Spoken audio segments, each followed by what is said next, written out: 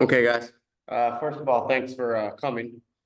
Stuck at XPE tonight, so I figured I'd do this before I get on the road. What I really wanted to do is go over each level and how you're supposed to read it and answer questions, and then do this every week until we get through all 10 levels because it's just a lot of content on there, which is a good thing.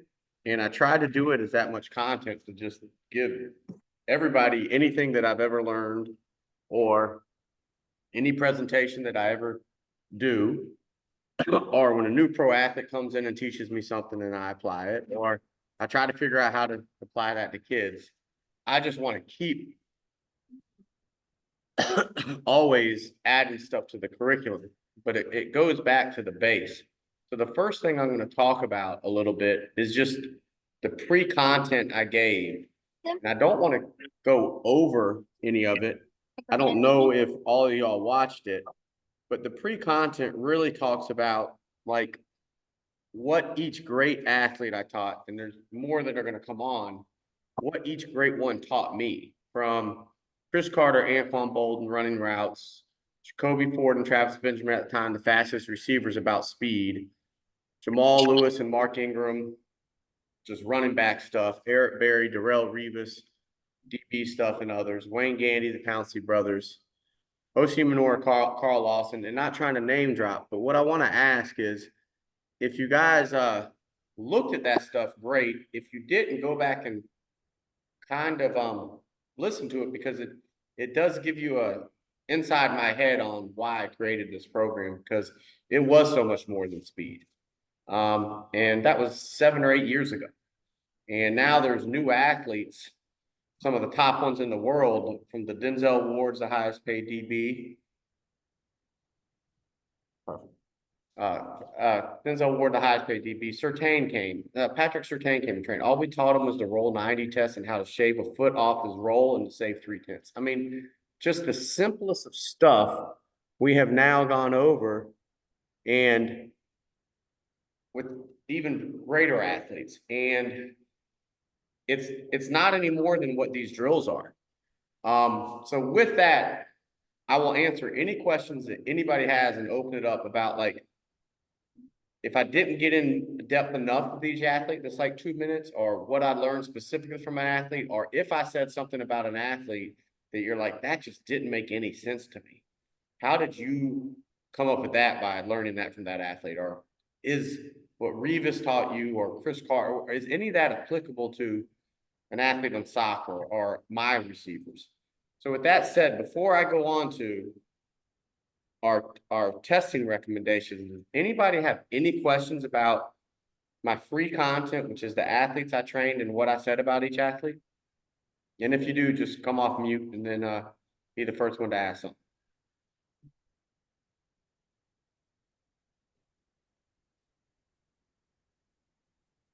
And if we don't, we'll move on. Okay, so someone has something, just drop it in or come off mute and ask me. If you haven't looked at how I came up with this from watching those pro athletes, watch it this week, right? And then ask me next week, because how my brain works comes from the best movers in the world, I think, and then trying to take how they move and what I knew about training and apply it. The next thing that I think people should look at is honestly what we made, which is great, and it's called the introduction. And it gives you a table of contents and a glossary. The table of contents breaks down in order what you should look at and what is in each level. Because again, it is in depth, but I hope after this, you're going to see that it's in a flow. First is education with what I learned from pro athletes, right? That's not that hard to understand. Second is, how do we test? And after we test, testing is always sprinkled in any type of workout you want. Sometimes you do it before, sometimes you do it after, before and after, during. Like, testing is training now. So if you're sprinting, you can test it. If you're rolling 90, you're coming back, you can test it. So all of this testing can be done anytime, but I suggest the second thing you look at after the free education and content is the testing recommendations. See which tests you like, which ones you don't. These are the ones I came up with. I found it the easiest way to do, and we're gonna bridge off of each of those. But you can come up with your own because game speed is just teaching people if they have to get from A to B the fastest. Sometimes it's not sprinting, it's learning how to move from A to B the fastest if there's a change of direction. And that's the key part of this program is not just sprinting from A to B the fastest. What gets me from point A to B the fastest when there's a change of direction? So the testing recommendations will really help out on that. So before I move on, if you haven't looked at the testing recommendations, look at all those videos this week and ask me next week, right? But if anyone has any questions about any of the tests I do, why I came up with them, how you can manipulate it, how you can't, if I think manipulating it one way is wrong, or I think, oh, that's cool. If anyone has any questions about the testing recommendations, if you can, just come off mute and please ask. Tony, Yes, sir. I've got a dumb question. Probably not dumb, but fire away. Where do we go and watch these videos? Okay, so there's an XPE game to that. You have a shred mill, right, Ty? You just got it up there in Yes, James. yes, sir. Yes, sir. Just email Josh and he'll get you access to the game speed content. Sometimes we don't overwhelm shred mill users and give it to them right off. But we're trying to figure out when they want it. So we'll get you access to all this and you'll get a free login and a password to look at all this stuff. And you'll see it's free education level 1 through 10 and stuff. Okay. Ty, reach out tomorrow. I got you, man. Thank you, dude. Appreciate it. And this game speed curriculum is, you know, I want to help everyone if they don't own a shred mill. When you own a shred mill, it just honestly makes speed so easy. I think speed is the easiest thing ever. I'm a dummy. I promise you, I'm a dummy. I'm a dummy and I created something that worked better than I thought. And it's just so easy to increase speed. Now you can manipulate stuff that we're going to go over in this curriculum without a shred mill. We can do similar stuff. It's just not going to be as time effective. But with a shred mill, people that have learned, you combination shred mill and legs twice a week and a lot less than you think, and your kids are getting fast, real fast, that it opens up time for all this game speed and agility stuff. And Ty, that's why we don't overload you when you first get your shred mill because you're learning that. Then it's like, hey man, my kids are fast. What do I do now? And that's what we're going over here. A good question. Anybody else has any question over any of the testing I've shown or anything just on the testing recommendations?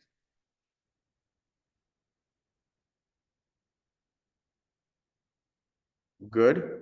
Now remember, the introduction lists everything out where you're going now, not to confuse y'all. Now we're going to get into level 1, or not level 1. We're going to get into the speed and agility warm-ups, because I think that's the next thing you should really look at, because it's literally any speed drill that I've ever done. I don't do any more than this. We have combine guys here right now, and I'm doing the phase 1 speed warm-up with them when they show up. So what I want to do tonight is go over the speed and agility warm-ups, because if used correctly, they're workouts. So that's why it says at the beginning of your speed and agility warm-up level, it gives you a game speed recommendation. And under the game speed recommendation is a PDF that we're making. And it just says you do it year round. And people are like, how many drills? How much? I'm not great at program design when I don't know how many kids. I don't know how long you have them. I don't know how many days a week you're going to do it.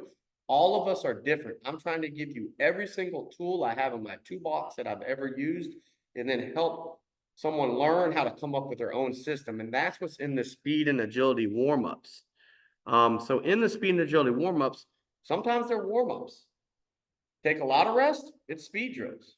If you do them one right after another, it's conditioning. So if I use it as a warm-up and then move to speed, sleds, that's fine. If I use it as a warm-up to do fly 10s, that's fine.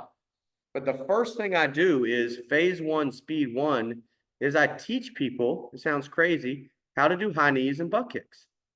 That's it. High knees and butt kicks. And we've had to do that with our combine guys that just came here, because a lot of them cannot do high knees and butt kicks correctly.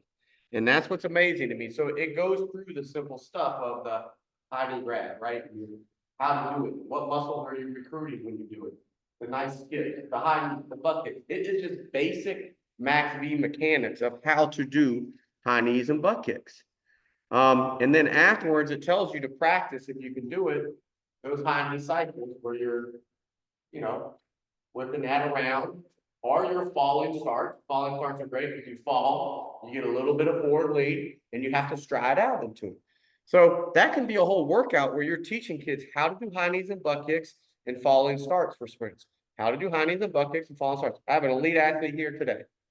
Top linebacker in the country, coming off a knee injury. I said he couldn't run, couldn't lift or anything. And then I look over in therapy and he's holding this water jug above him, doing all this stuff with his water jug above him. I look at my therapist, I'm like, if he can do that, he can run. Are y'all kidding me? Well, yeah, you're right.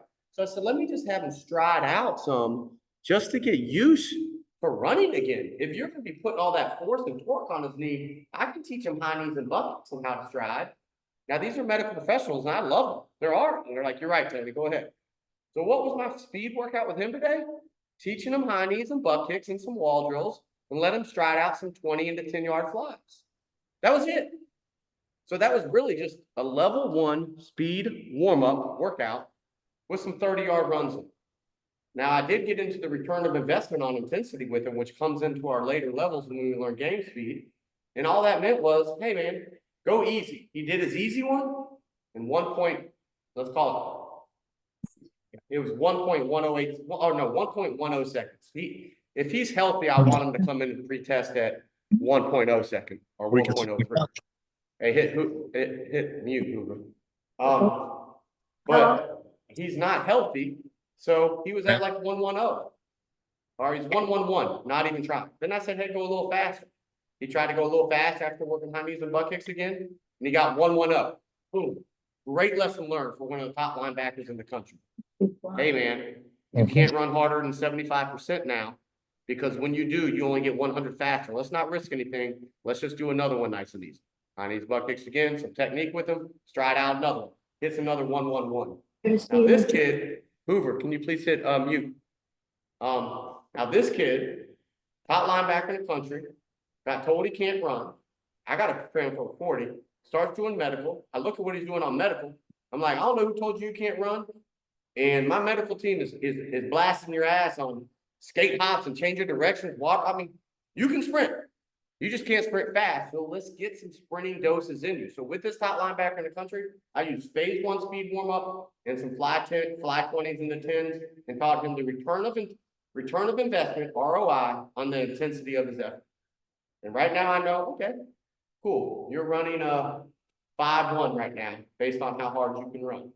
Hey, next week, can we run a 5-0 on long speed? Next week, can we run a 4-9 on long speed? Next week, can we run a 4-8 on long speed? Yeah. And the whole time your knees getting stronger with therapy and we're doing legs with you? Yeah. Okay. Week 5, can I implement starts with you? Yeah. Now do I implement starts with you and get you to the 4-7s? Because now we're pushing off on our feet. Yeah. Okay. Now what? Now we're going to peak. Let's go for 4-6 at ending. And he came here with a doctor telling him he couldn't run. And my medical team, jumping around with him for therapy. So I did warm up some 2010 flies and ROI on them, and it worked great. So that's all I want. Phase 1, speed 1, teach someone how to do high knees and butt kicks and stride out. Elite athlete, injured athlete, kid. So with that, does anyone have any questions about phase 1? Phase 1 of speed warm-ups and how it can be used as warm-ups, because now it may be a warm-up for shredding. It may be a warm-up for sled runs. But for him, it was a workout. Does anyone have any questions about speed, phase 1? I think that's the first thing everyone needs to learn. And once when they learn it, it becomes a warm-up drills. If anybody has questions about that, come off mute and fire away. Tony, can you hear me? Yes, sir. Yes, sir, Josh. Real quick, going back to the testing recommendations. What's your recommendation on how often? That's hard. That's a slippery slope. Testing is training, they say, right? So some people that I think you can get overdone with data, and the kids are always worrying about, and athletes alike. I sometimes like every week just testing one thing in a session just to drive intent and just to see where they're at on that temperature.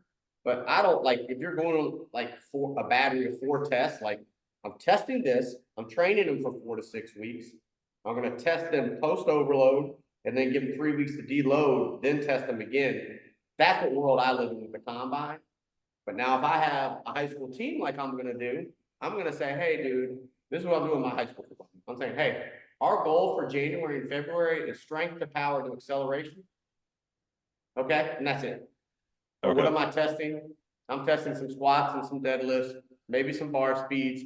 I'm testing how they, and how they're gonna run into 5-10 fly. That's it. That's gonna be my 4th test for January, February. And then after I learn that, I'm gonna start opening up their speed and teaching them game speed. So with this curriculum, and what I hope to do is come up with a great 12-week program that gets you through all the tests. That's an off season for anyone, and then a great 8-week, like in season or a quicker off season program that kind of doses the stuff in, if that makes sense. Yeah. Okay. All right. But Appreciate just like like you could do like if roll 90s during the workout, not doing my pros all the time, and then on all of a sudden only 8 guys show up, and I was expecting 20. I'm like, shoot, let's set up the lasers and let's do roll 90 tests. Because when I put those lasers out, it teaches them game speed and harnessing their speed. If I don't have the lasers out, I'm just going by look and feel. Which gets into another thing. I'm trying to add B1 Sports to our game speed app, so you can time with lasers or video analysis and compare yourself to the best athletes in the world that do it. So you could just video a kid do a full 90, right? And then he could look at it again and compare himself to Travis Kelce. Yeah. And so forth. You know, so testing this training, I don't think you could do too much of it as long as it doesn't slow stuff down. But I do think sometimes it gets over much. If that makes sense. Yeah. Yeah. No, it makes sense. All right. Okay. Anybody else on those testing stuff? All right, but that was testing. But if anyone else wants me to go back on testing and ask, or phase 1 speed. Okay, so let's go to phase 1 agility. If I teach someone how to do speed and get fast, I already on their off day want to teach them how to run, stop, and move. Okay, because with speed comes an added responsibility to increase your agility. Okay, an added responsibility. Because if you get fast and you don't train agility, you will not become a better athlete. You'll become a faster athlete, but not a better moving athlete. Okay, and that's one thing I've definitely learned over 7 or 8 years of really implementing this. And finally, people are listening. I think, and I want Hoover to come off mute if he can. After I say this question, when I started this in 2017, everybody said I hated speed. I'm like, I don't hate speed. Y'all are just happy you're getting fast, so that's all you talk about now. There's so much more than it. And now everyone's agreeing it's not all speed. It's people thought I was crazy when I was saying, hey, if you do speed for a ratio of 1, you need to do agility a ratio of 2. And now everybody's saying, not because of me, just promise, not because of me. But yeah, man, you don't need to do speed as often as we think. And yeah, you do need to become better movers. So Hoover, if you come off mute, I mean, remember on Twitter, I was getting killed thinking everybody thought I was anti-speed, and no one talked about game speed or agility. Now it's like a main thing, which is cool because it's so important. See if Hoover's come off mute. If not, I'll keep going. Okay, so I'm going to keep going. So now with agility, increased speed, just with high knees, butt kicks, and stride now, comes increased agility demands. Watch those next videos. It just teaches basic start and stop positions, how to jab step, how to cross step. I love this drill. Just what's the difference of putting off my outside foot or versus inside foot? Well, outside feet is very good. Outside foot cutters can go 45. Outside foot cutters can roll 90. Inside foot cuts, if they sit in the base, can go 90, and it's very effective to come back inside 135 or 180. So we like teaching kids, athletes at a very young age, you can cut off your outside foot or your inside foot. That's called leverage. Everyone says downhill runner, always cutting off your outside foot. That's malarkey and BS. If you plan to cut and you're going 45 or 90, off your outside foot is best. Now, but when we're coming back this way, it depends on what leverage we set. So I want to teach that at a young age. So the outside foot leverage cut in there is just a glute grab where we grab our glute, right? So we can feel that, and then we set it up and we push. But we also do that off our inside foot. We do our lunge when we get down, get real loose from here, set it up and cross. I think those 2 drills with young athletes in this level is great because now they're learning how to plant off my outside foot, how to sit on my inside foot. And like, even with some elite athletes, they do it naturally, but they've never been taught it. And that's our phase 1 agility, along with starting and stopping and starting to stop in the base and learning hot feet and jabbing and wide base and crossing. And that's my intro to agility. It's not footwork, like everybody thinks I love footwork. I like foot placement. But it is teaching kids not to be fast and athletes and how to set up outside, inside leverage, start and stop, jab, and cross. And if you do it correctly, it can be a workout. Once when they learn it, hey, let's do it, warm up and move on with it. So does anyone have questions about the phase 1 agility that I think is the right order to do? It's not the exact way to do it. It's just what I would do first with athletes or kids. Tony, I'm unmuted. Oh, okay. My Gotcha. big fingers were trying, but I'm old. Big thumbs, big thumbs. And so I was just explaining about how when I first did this 7 years ago, everybody thought I was anti-speed. Right. They thought I was crazy for saying you need 2 doses of agility for every 1 dose of speed. And everyone thought I was crazy. And now it's like you open up a quitter, which is great now. And it's all movement and game speed stuff. And it's not my way. And it's not like, yeah, I was first. It's just, it's how important it is. It just takes people a long time to catch up with something. They got to hear a lot of people say it before they're like, oh, I must look at it. Man, I didn't tell you this, but when Jorge was down here, he said that he was at one of your main competitors, like a big place, Yeah. and they wanted to come up with a quote unquote game speed curriculum. Yeah. This was a few years ago, and he said that when they laid out what they wanted him to write in this part of their manual, he was thinking in his mind that you taught him that at his. He said you were at a dance studio and did a certification, and he was there. He said that he 2013. literally could have just taken your certification and put it into this book, because what they wanted you'd been talking about for years. Yeah, and that's this business. So like I'll tell people all the time, if I give you everything I know on Twitter or for $10 a month and you want to take it and call it your own, that's what business for you. And I'm not mad about it. So people are like, oh, he's taking your stuff. No, like this is the way I do it. Take it and do your own thing. Right? But yeah, Jorge, he came to like a shred mill game speed for me, 2013, crazy. That was 9 years. So now we went over phase 1 agility. Now, what do I think you need to learn in phase 2 speed? Right? In phase 2 speed, right? I think, this is me, I think you teach kids how to accelerate. We've taught them how to run smooth. Now let's teach them how to accelerate and push off the ground. They're different. Okay? So you got this whole crowd, max V crowd, acceleration crowd. They both work. If you're track, you're more max V. If you're field sports, you're probably more acceleration. That doesn't mean I hate max V. It just means the best return on my investment for field sports and court sports is acceleration. Well, what about exposures to ground contact time and the max reserve fit? Great, I like it. I just don't think it has a huge return on investment in acceleration. Now, if I'm in track or speed, I'm going to go max speed a lot more. But I use max speed mechanics just to teach people how to run. And for distances as short as 40 yards,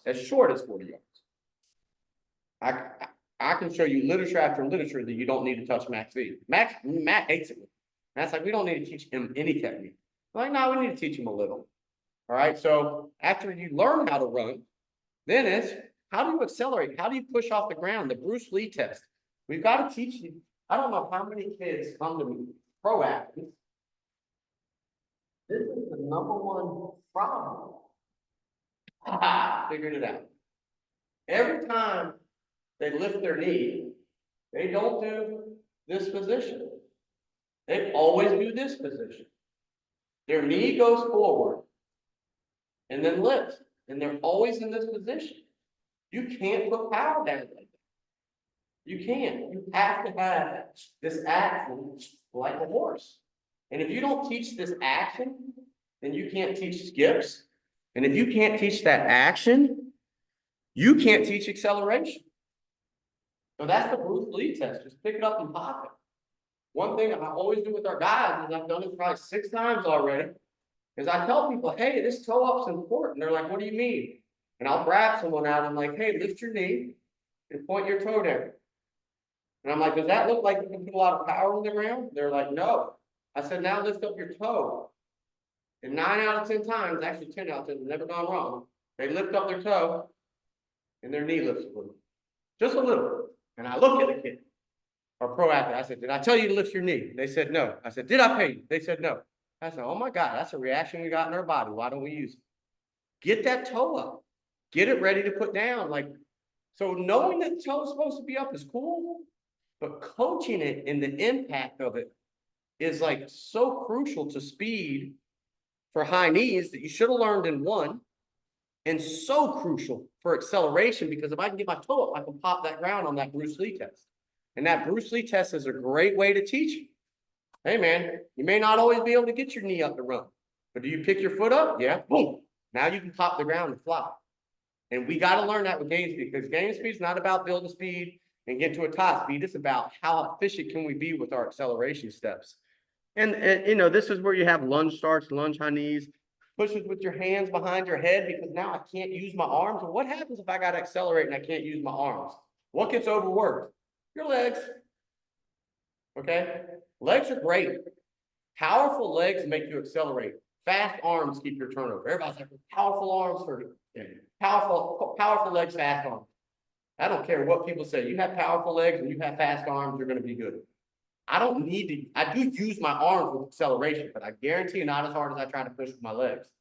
So this whole series of drills is about how hard can you push off the ground with your legs. And at the end, it does go to give you one little top speed drill where it's a heel snap and the knee up, where it's like heel snap and the knee up, and you kind of press forward, but I'll come off this box a little bit or so.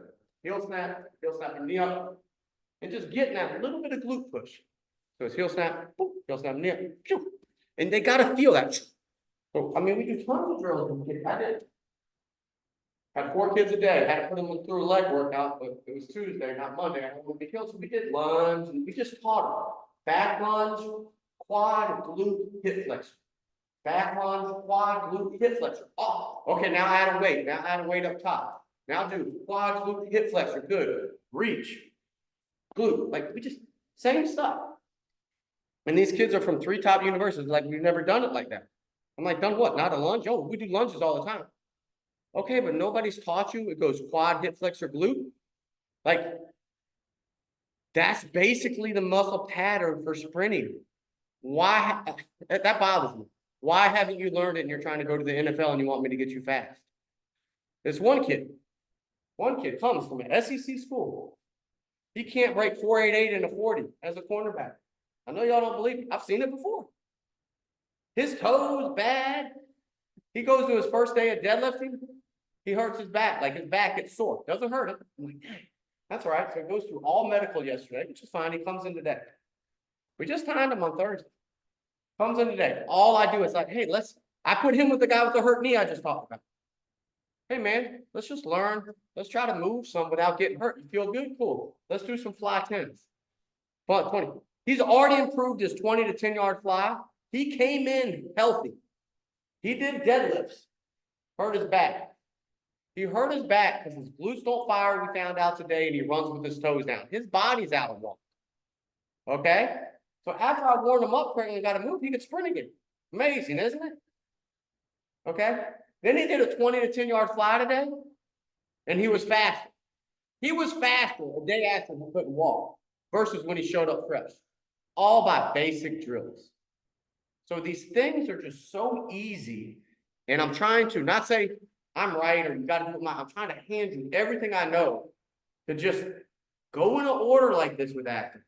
And if they pick it up, go on. If they pick it up, move on. If they pick it up, move on. But I've tried to put it in the best order that I do with a kid or an athlete. The 2 kids you see in these levels, Max, good old Max, finally, he's a sophomore, just got offered by USF. And his brother was the 6A player of the year. They're the 2 little kids in my game speed curriculum 6 years ago. Now they're like 2 of the best defensive players in the state of Florida. It's absolutely amazing. And I don't do anything magic with them. Those drills you see me do with them in these videos is what they constantly do with me still, and then just lift weights. So it's very important, I think, that you follow these in a certain order. And once when you learn them, they become muscle memory or warm-up drills. If you don't learn them, they become workout drills. So does anyone have any questions about like the phase 2 speed, which is how to accelerate? It's just simple acceleration drills. It's not sleds. It's not prowlers. It's learning how to push your own body down the field or track.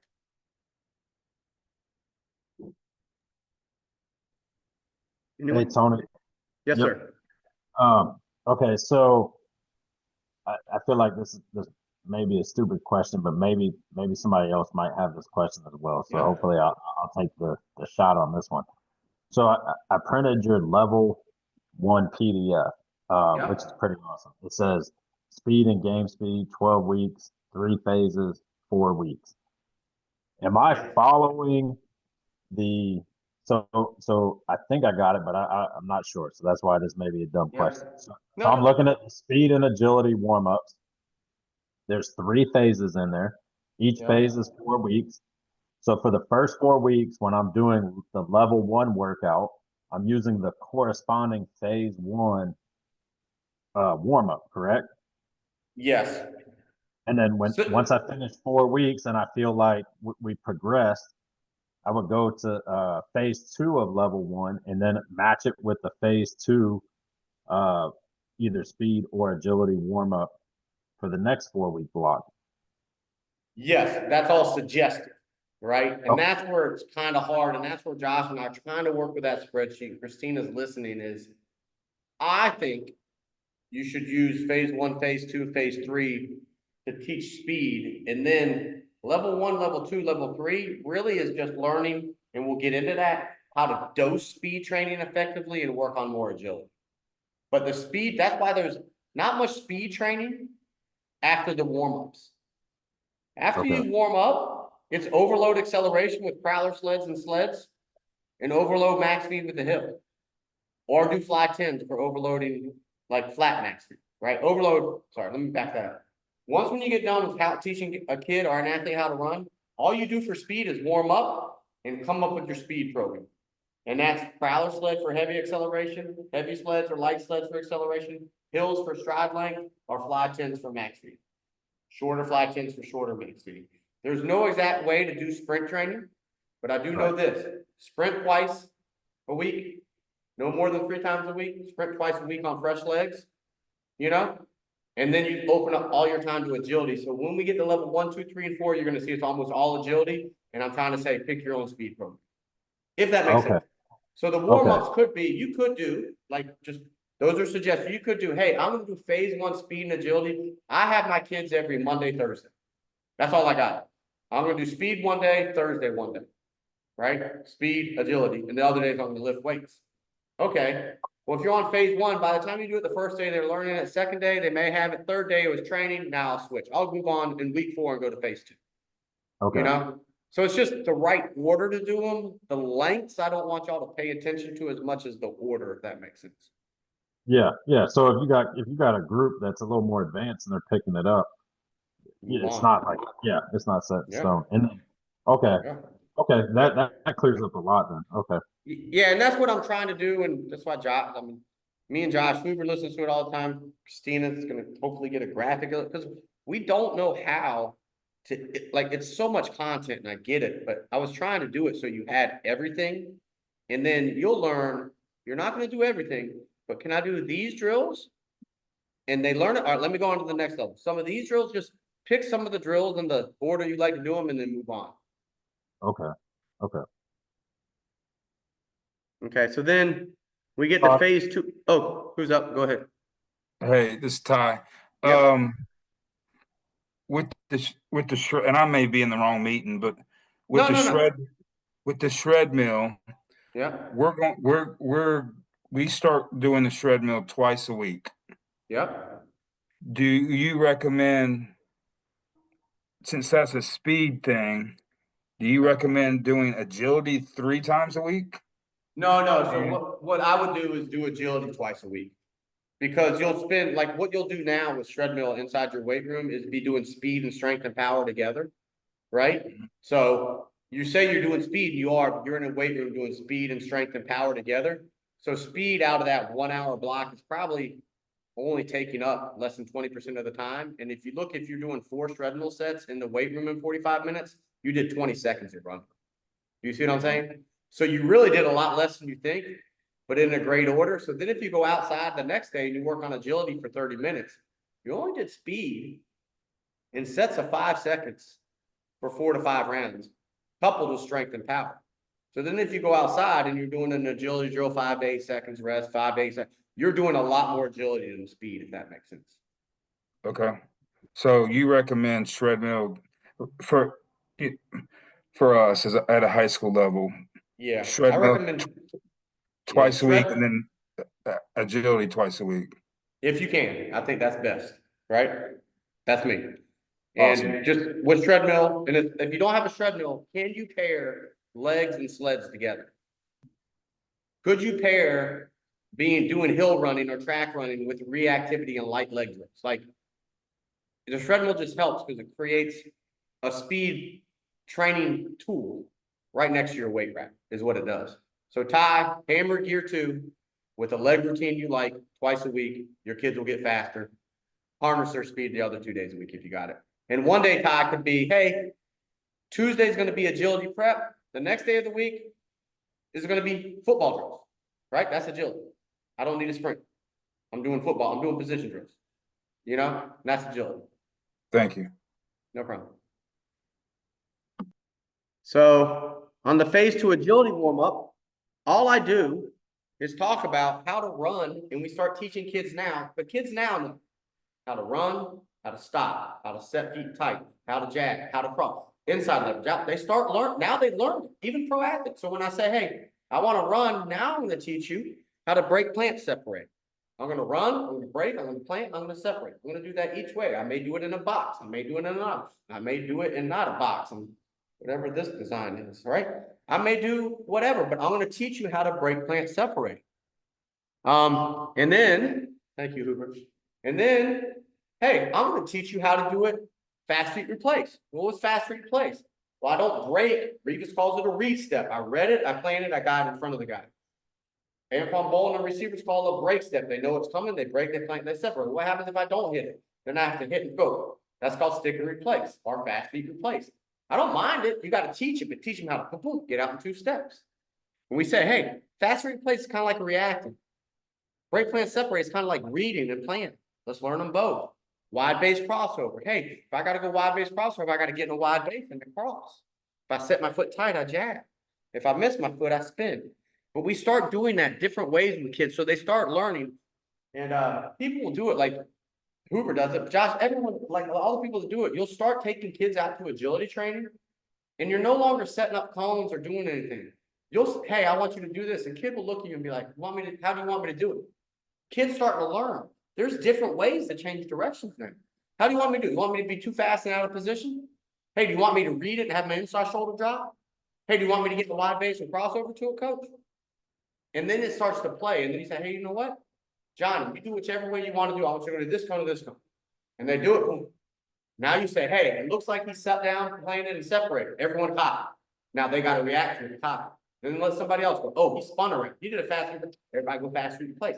And you start to play with the same drill 3 different ways, and it programs your athletes that there's many different ways to get from A to B. Let's learn them.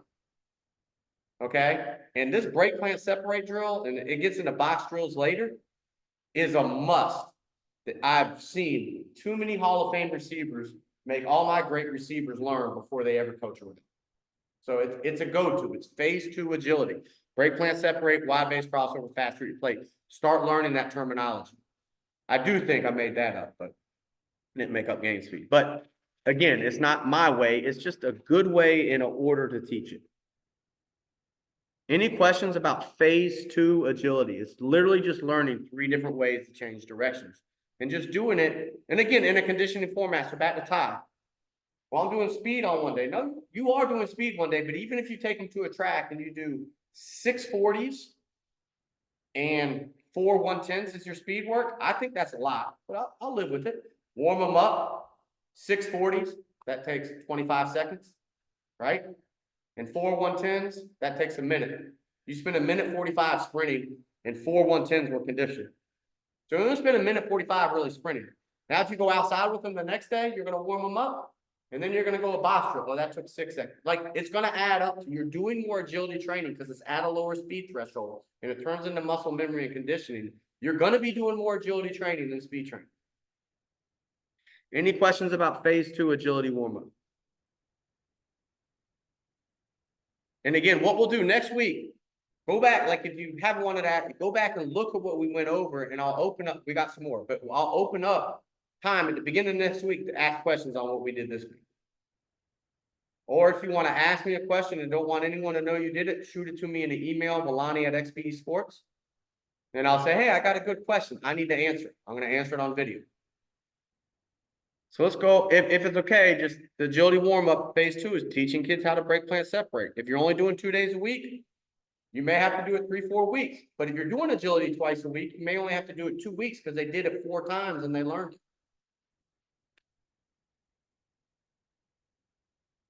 All right, so phase 3 speed warm-up. I wish I'd have done these drills when I was a little younger. I did those about 3 years ago.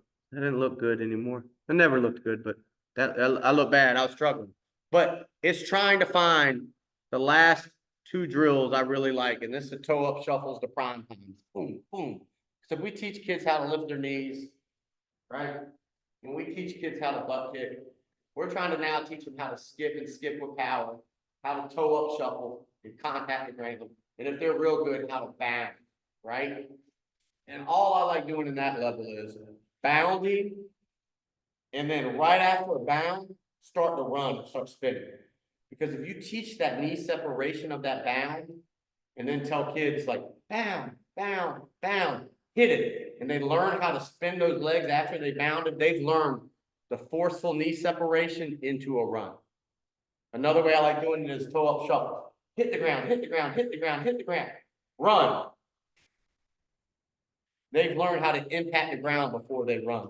And you're going to find in game speed that force that you create and that pushing off the ground before an athlete runs is going to be, I think, the #1 indication of success in field sports and court sports. Is how fast can I get fast enough and without trying? That's a big thing. And we're going to learn that level 1, 2, 3, and 4. How fast can I get fast enough and without trying? Imagine if you can get your athletes faster than the next competitor, sooner than the next competitor, without them trying as hard as the competitor. If they can do those things, which is what this teaches you, that's how you play fast, not being quote unquote faster than their competitor. And let me repeat that. That's the first time I said it like that. I like it. I got athlete A, I got athlete B. Love these 2 guys. I got Antoine Bolden, I got Jacoby Ford. Jacoby Ford is going to beat him in a straight ahead race every day. Sometimes we put dummies out and they got to run turns, and Antoine beats him. Why? Because Antoine knows what speed to slow down at to hit the appropriate turns. Jacoby goes too fast and misses the turns. That's game speed. Antoine is not faster than Jacoby, but when you throw change of directions, is a receiver like Antoine is. So what does that mean he knows how to do? He knows how to get fast enough sooner. He knows what speed to hold, okay? And he knows how to change directions the best. It is so simple, and it doesn't come with, well, if I get Antoine Bolden faster, he'll be able to do that drill faster. No, if I get Antoine Bolden's speed from 21 miles an hour to 23 miles an hour, he can only do this, the fastest he can do this test and get from A to B the fastest is 16 miles an hour.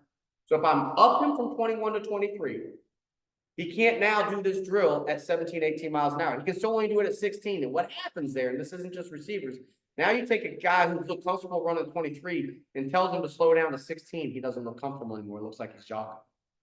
So the max reserve effect for track, by 365 days a week. The max reserve for helping your agility, throw it out the window. The max reserve effect for being able to condition run at a faster pace because you're more efficient, by 365 days a year. The max reserve effect for being able to change direction faster, throw it in the trash can. You can't take this max reserve effect meant for track and say it has anything to do with agility. It doesn't. And I will stand on that mountaintop until I die. So the phase 3 speed warm-ups is just more advanced ways to teach people how to sprint without using a sled or a hill or a prowler or a shred mill. It just, it just gives you more advanced ways to teach speed. Any questions with that phase 3?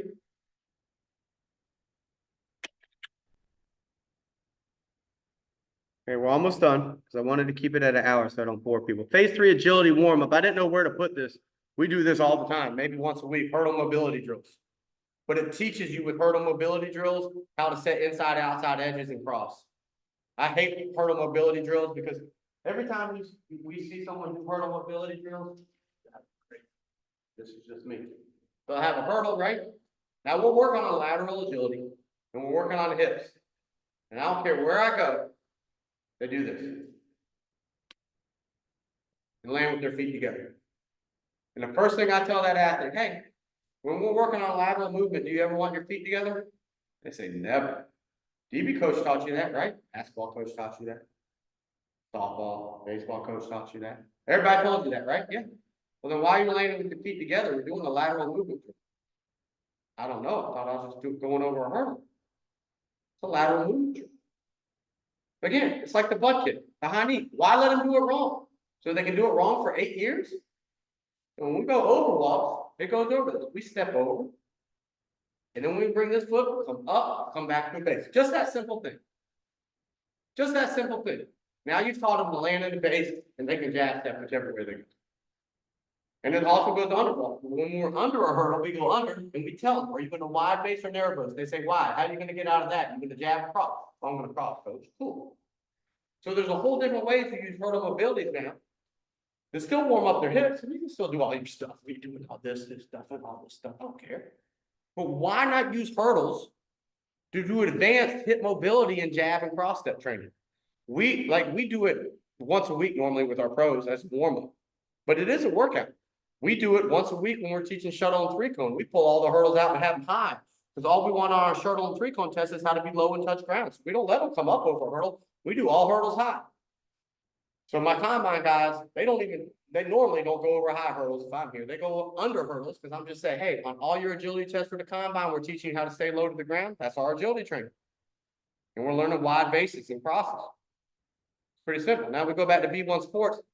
I did video a 6-step where we go 2, 3, and then we go 45 degrees, 3 steps, 6 steps. Then we go 1, 2, 3. Then we go 45 degrees, 4, 5, 6, roll 9. Then we go 1, 2, 3. And then we go 4, 5, 6, 180. And then we go 1, 2, 3. D-step, break plant, 135. And I've got me on video doing it. I'm going to video all these great athletes here in February when they're prepping for the 3-cone, which is all those cuts together.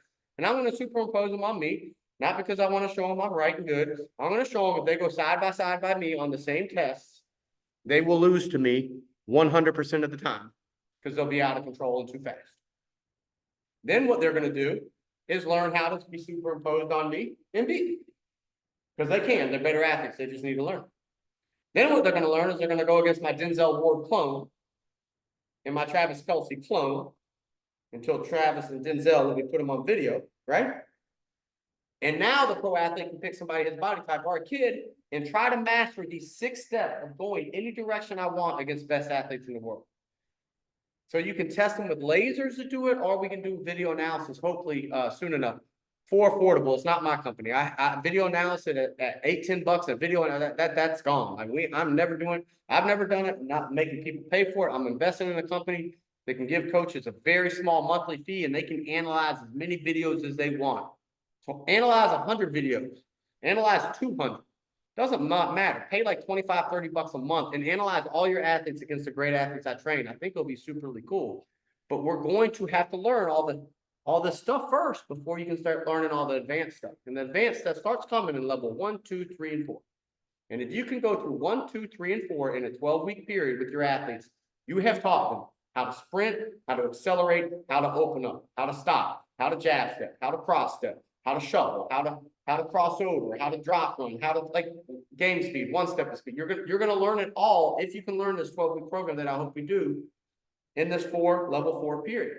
Now, if you can't, I kind of think you try to get through level 1 and 2, maybe 3, 12 weeks, and then you sprinkle in a level 4, which is a competency test and a little bit of pro athletes. But after an athlete gets through level 1 through 4, any way you can, they're a much better athlete and mover for appropriate skill training, if that makes sense.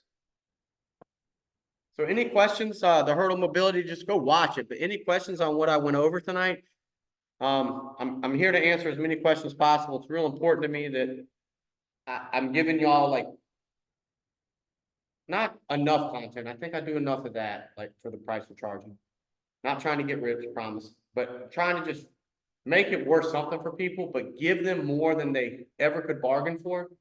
But just these 12 weeks is so I can help it organize in your mind a little bit. So any questions?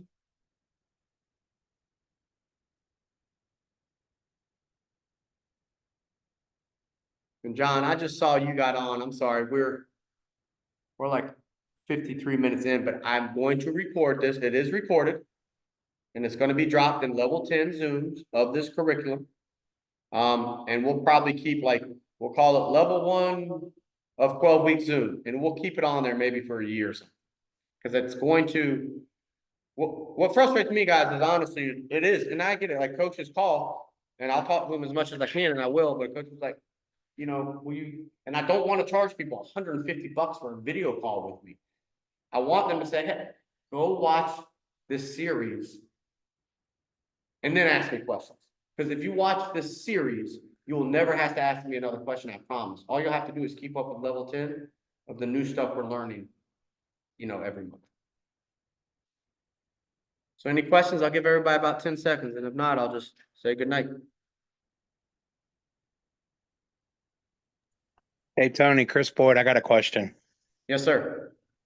If we've already mastered 1 through 3 on the warm-up agility with our time we spent with you in Florida, Yeah. should we go ahead on to level 1, or should we stay on this throughout the 12-week course? So on phase 1, 2, and 3, speed and agility, you do it year round.